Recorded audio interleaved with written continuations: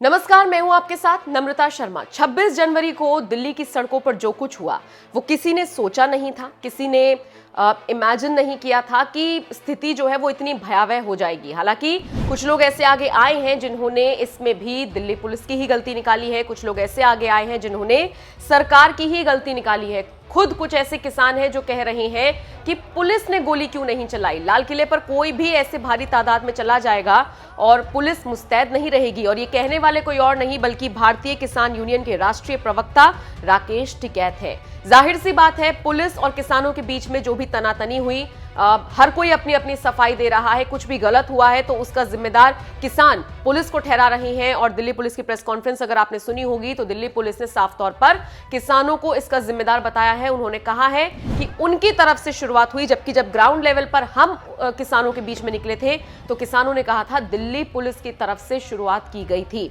इन सब के बीच अब राकेश टिकैत ने यह भी कहा है कि अगर इतना सब कुछ हो ही रहा था तो फिर पुलिस ने गोली क्यों नहीं चलाई। उन्होंने यहां तक कहा कि पंजाब को देश से अलग करने की यह साजिश थी। टिकैत ने कहा कि अगर कोई घटना घटी है और उसके लिए अगर कोई पूर्ण रूप से दोषी है तो वो सिर्फ और सिर्फ पुलिस है। उन्होंने ये भी कहा कि लाल किले तक जाने का रास्ता किसने दिया किसानों को। जब हमने कहा था आपसे कि हम शांति मार्च करेंगे, आपने रूट्स तय किए गए थे, उस पर ही हम निकलते।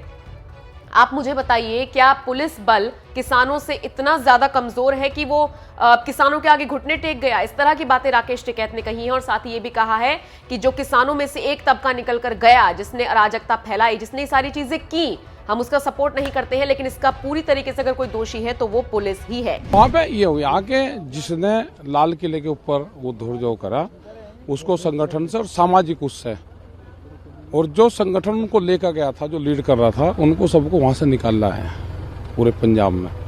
तो क्या आगे आपका आंदोलन जारी रहेगा इस तरीके से? नहीं, आंदोलन अभी जारी है पूर्ण रूप से। लेकिन क्या जो भी लाल किले पर हुआ उसकी जिम्मेदारी आप लोग लेंगे? नहीं, हम क्यों लेंगे उसकी जिम्मेदारी। जल्दी उसके खिलाफ पुलिस कार्रवाई करे। भाई, पुलिस की गोली कहाँ चली गई थी? अगर कोई लाल किले पर जा रहा है, झंडे के पास में जा रहा है, तो पुलिस की गोली कहाँ चली गई? लेकिन फिर आप लोग रूट पे नहीं गए? नहीं, रूट पे हम नहीं, अरे वो तो पूरा एक जो प्लान के तहत पूरे लोगों को दिल्ली जाने का रास्ता दिया। हाँ।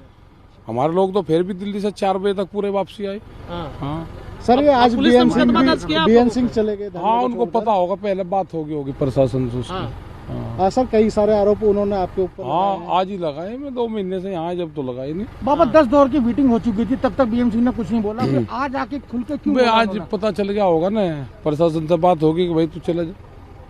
साहब, अब आप लोगों के खिलाफ कार्रवाई हो रही है? हाँ, तो ठीक है, अब बिल्कुल है, होगी। आंदोलन कर रहे तो कार्रवाई किस पे होगी? और हमारे पे तो होगी। आप लोगों को लगता नहीं कि जो है जो हुआ गलत हुआ? नहीं, किस चीज का गलत हुआ बताओ? क्या गलत? नहीं, लाल किले पे होया तो उनके खिलाफ करो ना। संयुक्त किसान मोर्चा के प्रेस कॉन्फ्रेंस के दौरान राकेश टिकैत ने ये सारी बातें कही और साथ ही साथ उन्होंने ये भी कहा आंदोलन जारी रहेगा।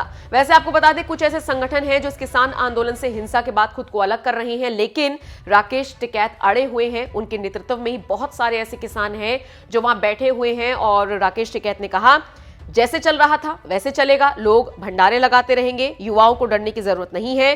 किसान संगठन को बदनाम करने की ये एक बड़ी साजिश थी।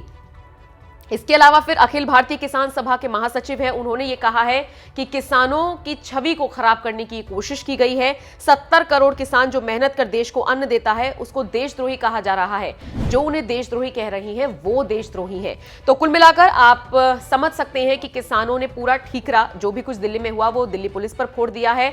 और साथ ही साथ किसानों ने इस बात का भी ऐलान कर दिया है कि 1 फरवरी को जिस दिन बजट पेश होना था उस दिन संसद तक मार्च निकाला जाना था, उस मार्च को इन्होंने कैंसिल कर दिया है, रद्द कर दिया है। पहली तारीख का जो हमने 1 फरवरी का जो प्रोग्राम तय किया था, इसी वजह से फिलहाल हमने उसे पोस्टपोन कर दिया है।